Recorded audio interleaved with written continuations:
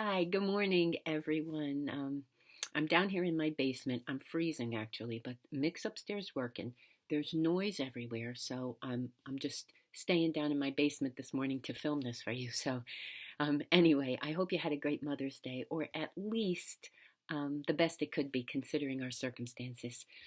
I know how hard it is not to see family, but if this is what we have to do to be able to be together next year, I'll do it. I'm okay with that.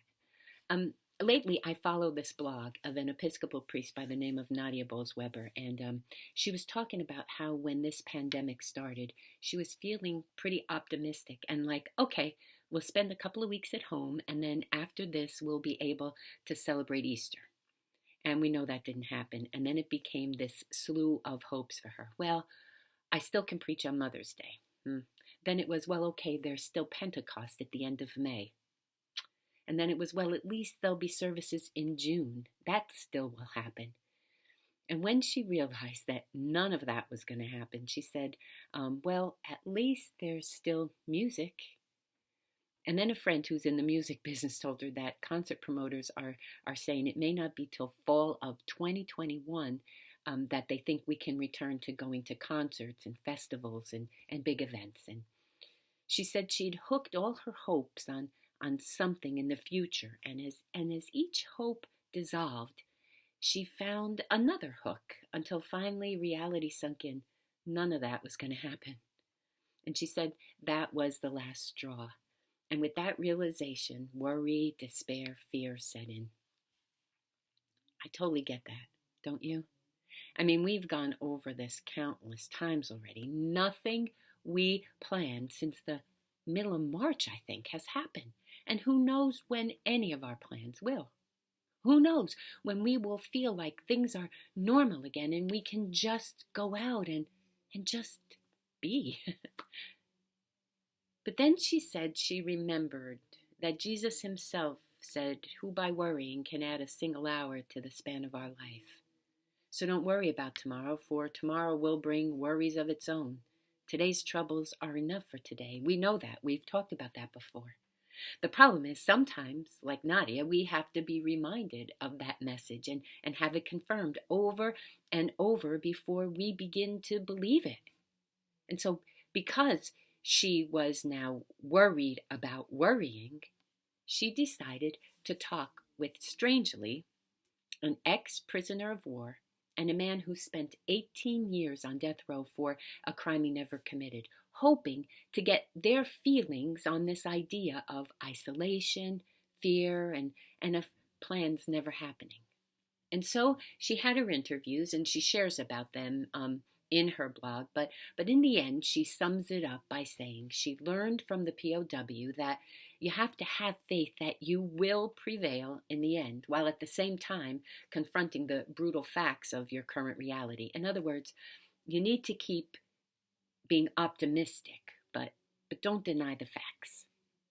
And from the ex-con, she learned that you can't constantly wonder about when this is going to be over, whether it's news about the pandemic or your possible upcoming execution date. You can't sit around dwelling on that stuff, or you're going to stew in fear and misery. In the end, what she realized was that Jesus was right. Today has troubles of its own, plenty of them, and it's a waste of energy to dwell on what might happen tomorrow. So here's what I'm thinking, what I'm learning. Maybe it's not the best thing, actually, it's not the healthiest thing to have our happiness be contingent on the future looking the way we want it to look. That certain way that we've expected it to be. The way we planned, the way we hoped. See, we are in the midst of a global pandemic. Let's just say it and admit it. And let's also admit we are tired of it and afraid of it and afraid of how it makes us feel. And yes, there will be and actually are future events we've longed for and hoped for that just aren't going to happen.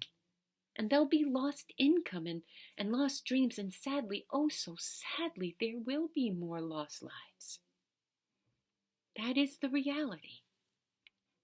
But in spite of that, I truly believe, I have to believe, that we will make it. We will make it through this somehow, some way. I mean, as crappy as all of this is, like Nadia, I still have faith in the power of human love and creativity and resilience and kindness and humor. And I believe God, who is the source of our love and creativity and resilience and kindness and humor, has an endless supply that we can draw on when we just don't have enough to keep going. And I have faith that God is already present in the future we keep pinning so many of our hopes and dreams and also our fears on. And because I believe that, I feel better, calmer. Yeah, I agree. Jesus was right. Worry gets us nowhere. So today, how about we try and focus on the 24-hour gift that we've been given? The 24 hours right in front of us. That's all. Let's be grateful we're still here, because the truth is, in the end, all we really have is this day. So let it be enough. Let it be enough. So my friends, stay safe. Stay home. Wash your hands. Please wear a mask if you go out. Find the blessings. Find what's good. Find the hope. You can do it. No, I love you, and I'm praying for you today. God bless you. Peace.